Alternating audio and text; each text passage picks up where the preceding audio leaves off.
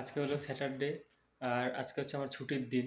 আর এখন আমি ঠিক করেছি যে বিরিয়ানি রান্না করব। অনেকদিন ধরে ভেবেছিলাম যে বিরিয়ানি রান্না করব, কখনো বানানোর অভিজ্ঞতা নেই বলে ইউটিউব দেখলাম অনেকবার, তো ভাবছি একবার ট্রাই করে দেখি কেমন হয়। তো এখানে বিরিয়ানির মশলা থেকে শুরু করে এগুলো কিছুই পাওয়া যায় না, আমি দেশ থেকে যেগুলো নিয়ে এসেছিলাম সেইগুলো এখন বানাবো। চলো তোমার সাথে রেসিপিটা শেয়ার করি, দেখতে থাকো। বিরিয়ানি বানানোর জন্য প্রথমে আমি চিকেনগুলোকে খুব ভালোভাবে ধুয়ে নিয়েছি। আর এর মধ্যে দিয়েছি আমি টক দই, আদা রসুনের পেস্ট, লঙ্কার গুঁড়ো, ধনে গুঁড়ো, গোলমরিচের গুঁড়ো, আর দিয়েছি বিরিয়ানি মশলা, আর একটু মিঠা আতর। তো এটাকে আমি এখন আধ ঘন্টার জন্য ম্যারিনেশনে রেখে দেবো। তারপরে আমি তোমাদের সাথে দেখাচ্ছি কী করে আমি বিরিয়ানিগুলো বানাই। তো এখন আমি বিরিয়ানি বানানোর জন্য এটাকে হাত দিয়ে মিক্স আপ করে নেবো খুব ভালোভাবে। আর বিরিয়ানি বানানোর জন্য আধ ঘন্টা থেকে 1 ঘন্টা মতো ম্যারিনেশনের খুব প্রয়োজন। এখন চিকেনগুলো খুব ভালোভাবে মিক্স আপ হয়ে গেছে। তো এটাকে আমি এরকমভাবে আধ ঘন্টা মতো রেখে দেবো। বিরিয়ানি বানানোর জন্য আমি এখন ব্যবহার করব কোহিনুর বাসমতি রাইস। চালের পরিমাণটা আমার আন্দাজ নেই, তাই এরকম একটা কৌটো করে নিয়ে নিলাম। আর এর হাফ কৌটো এখন নেব, দিয়ে টোটাল 1.5 কৌটো মতো দেবো। তো এই হলো আমার বাসমতি রাইস কোহিনুর। তো এটাকে এখন আমি প্রায় আধ ঘন্টা মতো ভিজিয়ে রাখবো।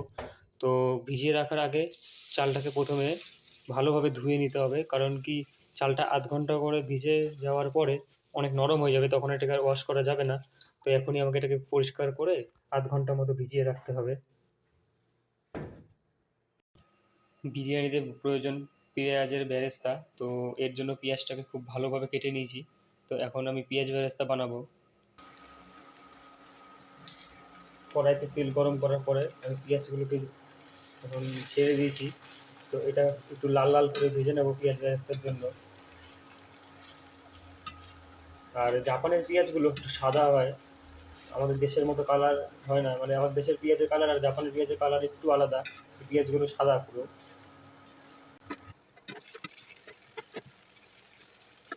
আমার পেঁয়াজ বেরেস্তাটা হয়ে গেছে এখন।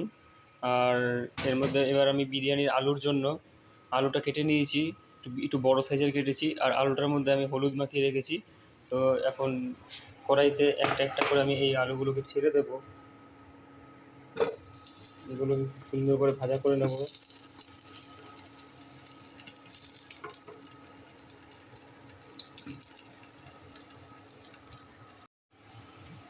তো এখন আমি একদিকে আলুগুলো ভাজছি, আর এদিকে আমি চাল আর জলটা এখন বসিয়ে দিলাম ভাত বানানোর জন্য। তো এর মধ্যে এখন আমি অ্যাড করব বাসমতি রাইসের মধ্যে একটা তেজপাতা, একটু দারুচিনি, কিছুটা লবঙ্গ, আর দুটো এলাচ। তো এখন আমি রাইসটা এদিকে বানাচ্ছি, আর এদিকে আমি আলুটা ভাজছি বিরিয়ানির জন্য। বিরিয়ানি চিকেনটা রান্না করার জন্য এবার আমি কড়াইতে তেলটা গরম করে নিয়েছি। তেল গরম হয়ে গেছে, এখন আমি দেবো প্রথমে দুটো এলাচ, একটা তেজপাতা, দারুচিনি, কিছুটা লবঙ্গ। এটা সামান্য কিছুক্ষণ ভেজে নিয়ে এরপর আমি চিকেনটা দেবো এর মধ্যে। এবার আমি ম্যারিনেশন করে রাখা চিকেনগুলোকে আস্তে আস্তে কড়াইতে ছেড়ে দেবো।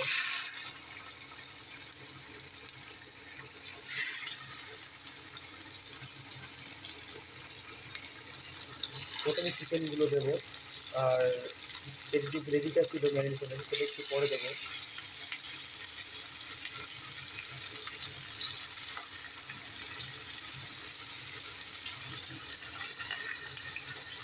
এই গ্রেভিটা এখন রেখে দেবো, একটু পরে দেবো ব্যবহার করবো। তো ম্যারিনেশন করা বাকি মশলাগুলো আমি এখন ওই চিকেনের সাথে মিশিয়ে নিয়েছি। আর এখন তোমরা সবাই দেখতে পাচ্ছ যে খুব সুন্দর একটা কালার এসছে চিকেনের গ্রেভিটা। আর স্মেলটা পুরো বিরিয়ানি স্মেল চলে এসছে, যেহেতু এর মধ্যে ম্যারিনেশনের সময় আমি অল্প কিছু পরিমাণ 2-3 ফোঁটা মতো আদর দিয়েছিলাম। তো এখনই আমার মনে হচ্ছে যেন বিরিয়ানি একটা গন্ধ সুন্দর সুন্দর লাগছে। তো শেষ অবধি দেখা যাক বিরিয়ানিটা আদৌ তৈরি করতে পারি কি না। তো বিরিয়ানি রাইসটাকে 80% মতো সেদ্ধ করে এখন আমি ছেঁকে নিয়েছি। আর এইখানে যে চিকেনটা রান্না করছি, তো এর উপরে একটুখানি পেঁয়াজ বেরেস্তা দিয়ে দিলাম। এবার এটাকে একটু খুব ভালো করে মিক্স আপ করে নেব। চিকেনটা বিরিয়ানির জন্য তৈরি হয়ে গেছে। এখানে আলুটাও আমি চিকেনের সাথে একটুখানি মিক্স আপ করে নিয়েছিলাম, আর এদিকে রাইস আর এই যে পেঁয়াজ বেরেস্তা। তো এবার আমি বিরিয়ানিটাকে দমের জন্য রেডি করব।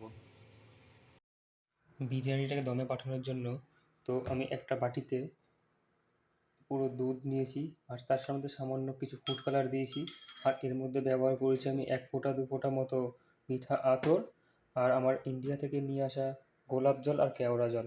তো এইটা আমার এখন বিরিয়ানি দম দেওয়ার জন্য এটা প্রিপারেশন করা খুবই দরকার ছিল। জানি যে ফুড কালার খাওয়াটা শরীর বা স্বাস্থ্যের জন্য ক্ষতিকারক, তো আমি খুব অল্প পরিমাণে ব্যবহার করেছি।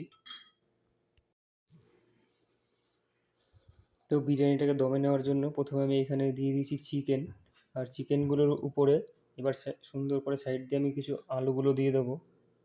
তো এবার এটাকে পুরো আমি দমের জন্য রেডি করব।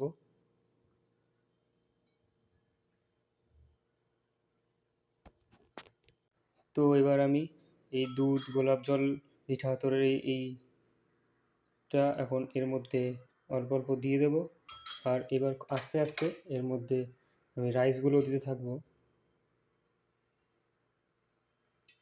যেটা 80% সেদ্ধ করে নিয়েছি।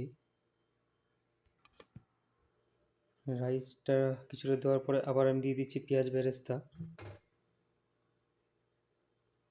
আর এইখানে আমি ইউজ করব কিছুটা সানরাইজের বিরিয়ানি মশলা।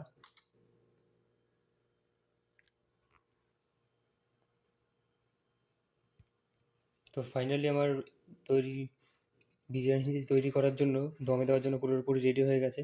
তো এখন আমি উপর দিয়ে সামান্য পরিমাণ ঘি দিয়ে দেবো, আর এই ঘিটা দেওয়ার পরেই আমি এখন এটাকে দমে বসিয়ে দেবো। তো বিরিয়ানিটাকে এখন আমি ঢাকা দিয়ে দমে বসাবো, আর এটা প্রথম 10 মিনিট খুব হাই ফ্লেমে থাকবে, আর তারপরে বাকি 30 মিনিট লো ফ্লেমে রেখে এটাকে দম দেবো। চলো এরপরে আমি দেখছি বিরিয়ানিটা কেমন হবে, কেমন দেখতে হয়। ফাইনালি আমার বিরিয়ানিটা রান্না করা কমপ্লিট হয়ে গেছে। তো আমি টেবিলের উপরে নিয়ে চলে এসেছি স্যালাড কেটে, আর এবার বিরিয়ানি ঢাকনাটা খুলবো, আর আমি এর মধ্যে দেবো একটু আমুলের ঘি।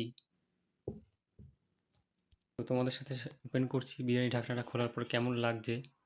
কালারটা ঠিক বিরিয়ানির মতো এসেছে কিনা আমি জানি না। ঘি হলো অনেক তাকাই, তাই অল্প একটু ঘি ব্যবহার করব। তো এবার এটাকে সার্ভ করে আমি দেখাচ্ছি। তো বিরিয়ানিটা এবার কেটে নেবো।